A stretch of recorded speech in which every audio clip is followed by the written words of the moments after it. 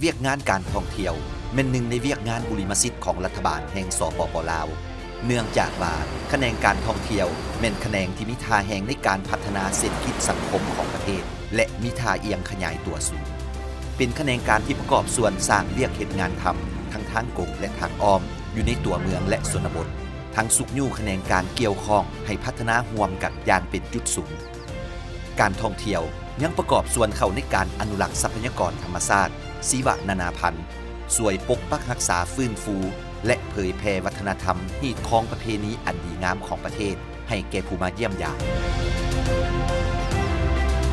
โครงการพัฒนาโครงลางพื้นฐานเพื่อส่งเสริมการท่องเที่ยวอนุภาคพื้นแม่น้ำของระยะ 2 แม่นสุ่มใส่ปรับปรุงบรรดาตัวเมืองท่องเที่ยวอยู่เขตภาคกลางและภาคใต้ของสปป.ลาวสามารถปรับตัวเข้ากับสภาพการเปลี่ยนแปลงของดินฟ้าอากาศสามารถเสื่อมโยงกับภาคพื้นและสากลและมีความยืนยงเขตอ่างน้ำงืมหนึ่งที่เมืองแก้วอุดมแขวงเวียงจันทน์เป็นเขตที่สร้างโอกาสหลายอย่างในการพัฒนากิจกรรมการท่องเที่ยวทางน้ำที่หลากหลายและได้มาตรฐานสากลย้อนเห็นได้ความสำคัญดังกล่าวกระทรวงแถลงข่าววัฒนธรรมและท่องเที่ยวจึงได้สมทบกับองค์การปกครองแขวงเวียงจันทน์ปรับปรุงโครงลางพื้นฐานสิ่งอำนวยความสะดวกด้านการท่องเที่ยว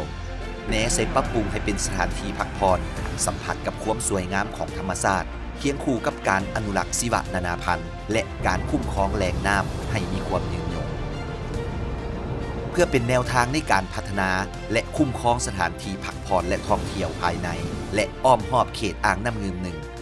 กระทรวงแถลงข่าววัฒนธรรมและท่องเที่ยวจึงได้ร่วมกับองค์การปกครองแขวงเวียงจันทน์สร้างแผนแม่บทพัฒนาและคุ้มครองการท่องเที่ยวสำหรับปี 2025 ถึง 2035 พร้อมเดียวกันนี้ก็ได้สุ่มเสร็จปรับปรุงเส้นทางเข้าถึงและสิ่งอำนวยความสะดวกด้านการท่องเที่ยวอยู่เขตหน้าเขื่อนอ่างน้ำงืมหนึ่งซึ่งได้เซ็นสัญญาก่อสร้างในวันที่ 26 เมษายน ปี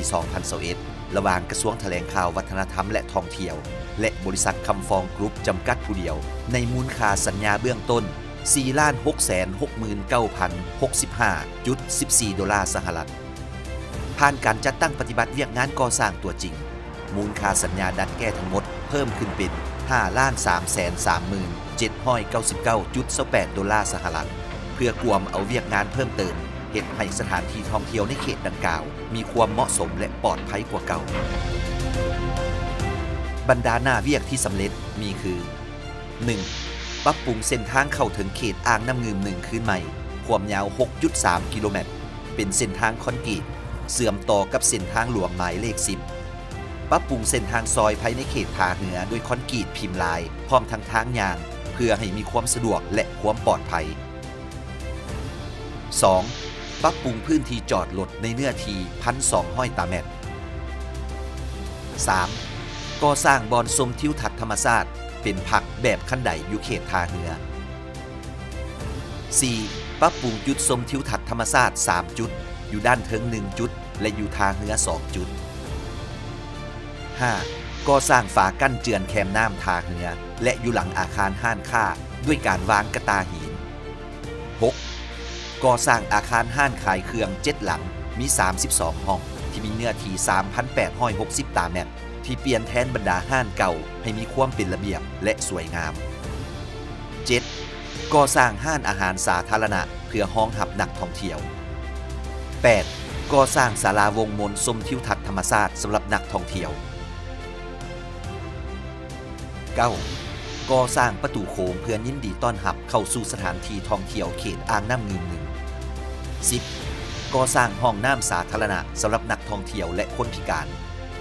11. ก่อสร้างอาคารเก็บเมี่ยนขี้เหงื่อพร้อมจัดสรรถังเก็บเมี่ยนขี้เหงื่อ 12. ก่อสร้างบอนจอดรถสำรอง 13. ก่อสร้างคันไดสำหรับนักท่องเที่ยวย่างลงไปหาห้านอาหารเรือแพ 14. ก่อสร้างเรือแพสำหรับนักท่องเที่ยวย่างไปหาห้านอาหารเรือแพ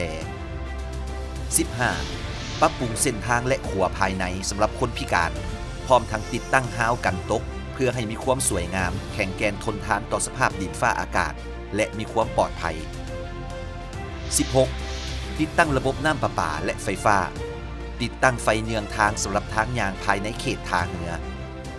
17. ปลูกต้นไม้ให้ห่ม และปลูกหญ้าเพื่อปรับปรุงสถานที่ท่องเที่ยวเป็นมิตรต่อสิ่งแวดล้อม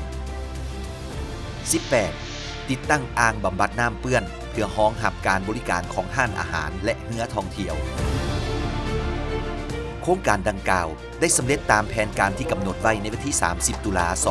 2024 ซึ่งเป็นการประกอบส่วนที่สำคัญต่อการพัฒนาการท่องเที่ยวและแผนพัฒนาเศรษฐกิจสังคมของแขวงเวียงจันทน์ก็คือของสปป.ลาวโครงการปรับปรุงโครงลางพื้นฐานสิ่งอำนวยความสะดวกอยู่เขตอ่างน้ำงืมหนึ่งนี้จะเห็นให้เขตดังกล่าวกลายเป็นจุดหมายปลายทางการท่องเที่ยวที่ดึงดูดนักท่องเที่ยวทั้งภายในภาคพื้นและสากลด้วยการบริหารคุ้มครองอย่างเอาใจใส่การจัดสรรพื้นที่และการจัดตั้งปฏิบัติระเบียบการที่ได้ระบุอยู่ในแผนแม่บทพัฒนาและคุ้มครองการท่องเที่ยวสถานที่ท่องเที่ยวเขตอ่างน้ำงืมหนึ่งจะกลายเป็นตัวแบบของการร่วมมือระหว่างภาครัฐภาคธุรกิจและชุมชนท้องถิ่น